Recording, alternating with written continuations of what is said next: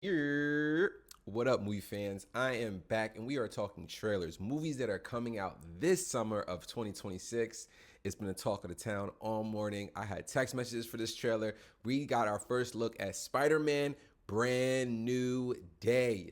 Hit the trailer. Before I even get my thoughts on this, please hit that like button, drop a comment, especially if you're a fan of the man himself, Spider-Man, Peter Parker, Miles Morales. If you love Marvel movies and the Marvel Cinematic Universe itself, and you're always looking for movies to watch, whether they're at home or in theaters, please hit that follow button and let me be the guy tell you find what to watch. My first thoughts after watching the trailer, I dug it. It is 2.5 minutes long, and for me, it was just enough to get me hyped and ready to see this. Now, I'm biased. I'm a Spider-Man fan, one of my favorite Marvel heroes till this day, so I kind of was already anticipated for this movie. I'm actually a little more excited for this movie than Doomsday, and I feel like most Marvel fans are the reverse. And it's because y'all are not aware that this literally will be the thread to shoot us into Doomsday.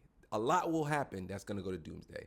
Now, in this trailer, though, we got a lot of seeing Peter Parker. We got a lot of Zendaya. We got a lot of his world, coming back to his world. We're following a lot of the events from the last Spider-Man movie, and I know time has passed, so I feel like some people may not be able to remember everything from that last. But for those that aren't aware, the last Spider-Man movie, he 360 his own world. Literally, he changed his own reality. So that's really what we're following up in this trailer, is showing you the effects of him changing his reality, him processing that, and possibly trying to get his love back with MJ, because y'all know he gonna go back and get his girl. And I feel like there are a lot of Spider-Man fans that will love that, because I know that was a big critique. The first few Spider-Man movies wasn't traditional Peter Parker and Mary J. I actually enjoyed that aspect of it, but in this rendition, we will be getting now the more traditional romance that people have always seen. They're letting us know that Peter Parker is going through changes in this film. Big changes, mutation changes. He's going to his next final form, as you would say. The spider is evolving, which is very exciting to see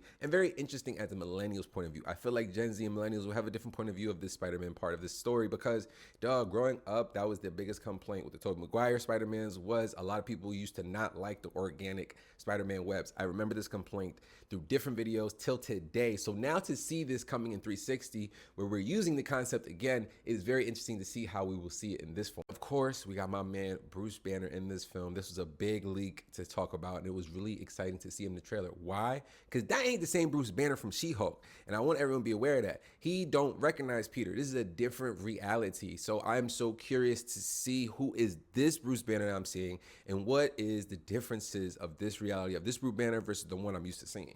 As you can see, we're getting tons of new villains deep from the comics, and that's a big part of Spider-Man's lore. For those that aren't aware, man, he's always got someone else to fight, and we are finally really getting into just side people that really never were shown on the movie screen. Like Tarantula is a deep cut that I am very, very, very excited to see on the big screen, to see how that plays out, how he's fitting into the story with characters like, I peeped the Scorpions in this one too. I can't wait for the payoff of Scorpion from the first film. Obviously, the talk of the town also mentioned we get the Hand in this trailer, which is super exciting to see the Hand. Why? Because this is coming from the world of Daredevil, kids. Y'all don't know, the Hand is a bunch of ninjas, assassins that usually fight Daredevil, Spider-Man, the Punisher, and I'm so excited because that is the small connectivities to bring in my man Punisher and Daredevil into this world. Which means y'all know I was screaming the moment I see my man Bernthal on the screen, Punisher himself on the live action big screen. This is a very big moment for Jon Bernthal. He has been in the universe, but not in the movieverse for so long.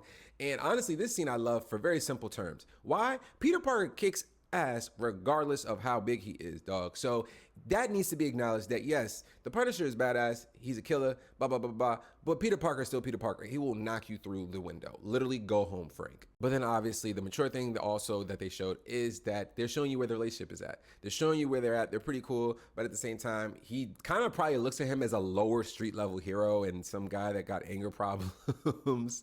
Let me know, what was your most favorite moment that you seen in this trailer that you loved?